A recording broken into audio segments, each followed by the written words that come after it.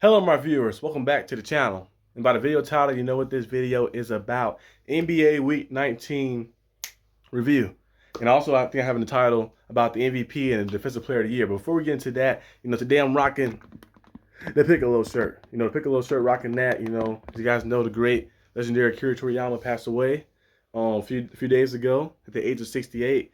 A big time inspiration to a lot of people around the world. A lot of people might look at the shows and say, "Oh, it's like a cartoon. It's like, oh, just about this and stuff." But it's a lot of deep meaning into the show as well. If you take it from a different perspective, Goku losing all of his, losing his family, losing everything, getting shipped off to a different planet, different world, and learn how to survive, learn how to keep fighting, to keep driving. A lot of things happen to him. We get to battle all type of different obstacles and stuff, and kept fighting. He died a few times, came back and kept fighting, never gave in. It's about the ultimate perseverance, to never give up on your journey, to never give up on your story as well. You see, you always need somebody to push you. You need something in life to push you, something in life to push you, to keep you driving.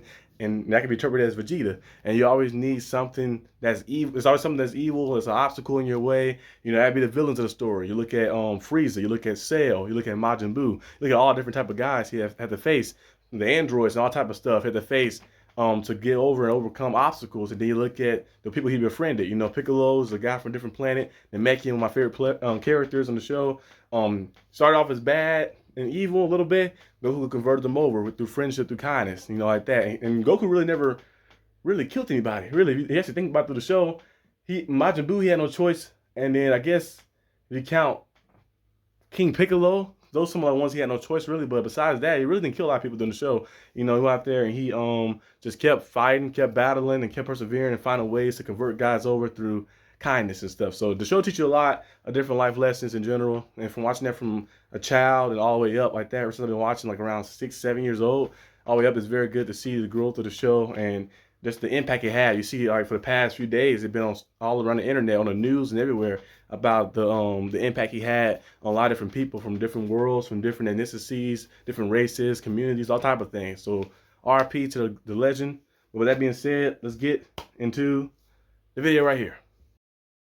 Okay, we have, of course, the NBA Week 19 review on who will win the MVP or the Defensive Player of the Year. My top picks at the beginning of the season was Luka Doncic and Bam. My picks for the MVP was Luka Doncic. I had him last year as well, and my pick for Defensive Player of the Year was Bam. I had him last year as well too.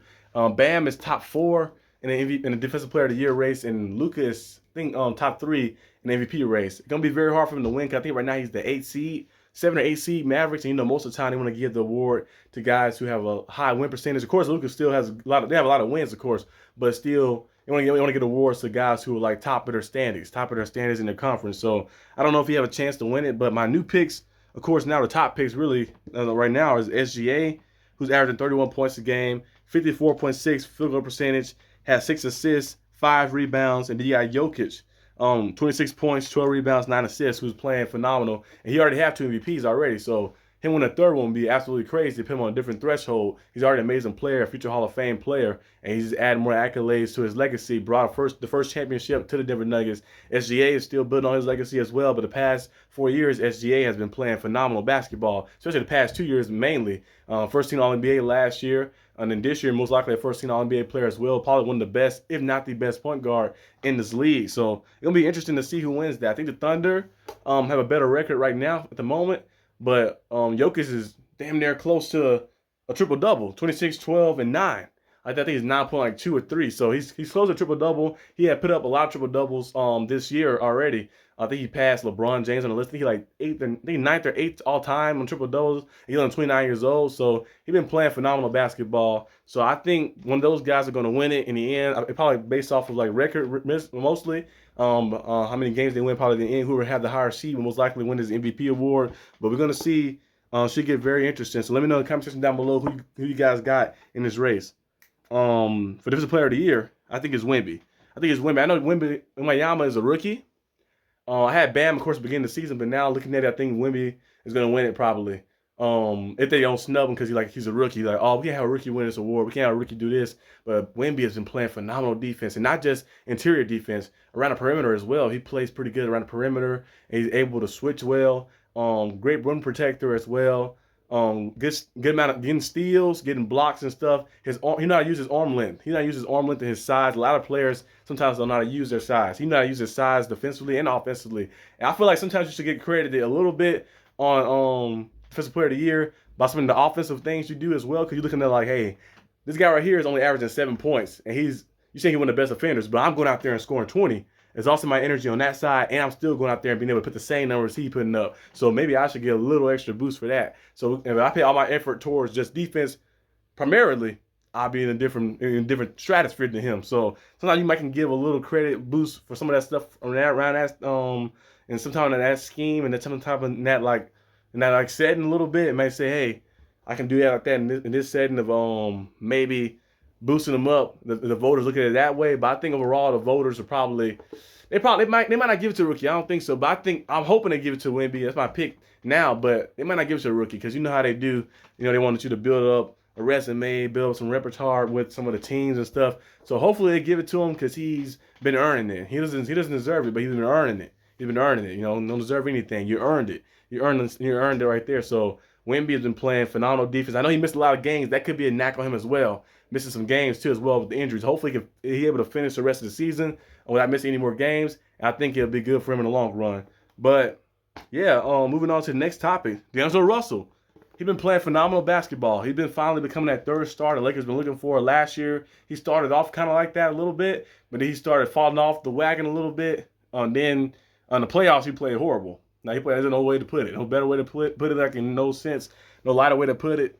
He played horrible basketball. But then this year, redemption. I love seeing players and people in general, people in life, bounce back. And D'Angelo Russell bounced back. 44 points against the Bucks a few nights ago. When you guys, well, actually not a few nights ago. I think it was on the Friday night. Yeah. So when you guys seeing this, it's Sunday. Yeah, like that. But yesterday having a big time performance and just making plays all around and stuff. And he has emerged to be that solid, consistent scorer throughout the season. It'd be kind of sneaky a little bit too. A lot of guys have been talking about him. When he was playing bad, they was all jumping on him. They were all saying, "Oh, D'Lo, you suck, you this and you that. He's not good. Trade him. He's bad." And now he's playing good. You haven't really heard a lot about him and stuff like that. So he was like, when he was addressing the people, he was like, "Hey, keep the same energy. You guys was jumping on me when I was down, but now I'm up like that. I got on up like James Brown said, get up. I got up, and now I'm up like that. And now you guys just quiet, quiet as a mouse. So hopefully they give him his respect. He's boosted his way up. Hopefully it can translate to the playoffs as well. If it can, then that'd be a super bounce back. So they need him for the long run. They need him, Austin Reeves. They need Anthony Davis, of course.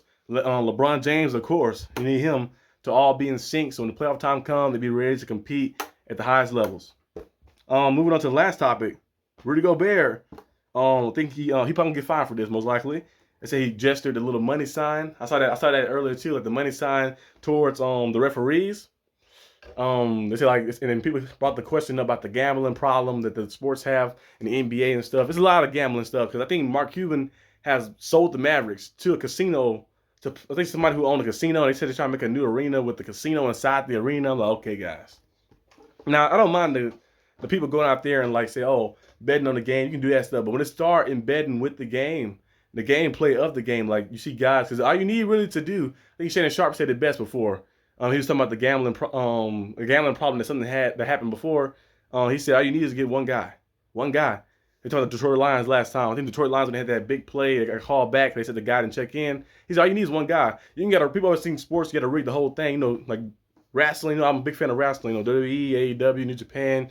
TNA, etc. You know how it's scripted with some of the spots. Some of the spots say, okay, we're gonna have a rivalry with him. We're gonna have him beat you, or we're gonna have him cheat and come in and beat you, then cost you the title or something. But in sports, but like in an NBA or NFL, that type of sport, all you need is to get one official, one person to make one call. That's all you need them to do. Hey, I'm gonna pay $300,000. Just make this one call right here on one play. Do something throughout the game that's game altering. All it takes is one play, one call, and it can turn the trajectory of a whole game like that. You see a lot of times where the referee called a bad foul or the referees missed a play. Remember that Rams game with the Saints?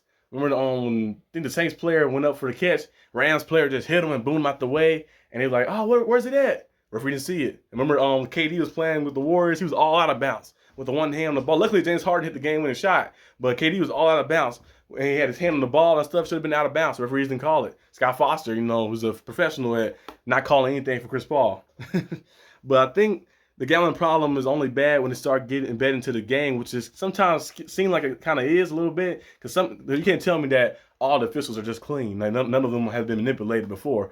You've seen throughout history some guys who got fired because of getting manipulated. So I think that could be a problem. So the NBA need to do a good, like in all sports, really need to do like a thorough check and see to kind of solve that problem and fix that, because you don't want the game to be like that, where everything is just scripted. Everything is just like, okay, every aspect, everything. You can't trust nothing like that. So hopefully they do get that figured out. But sometimes it do seem like that when you see certain games. You be like, come on, man, like.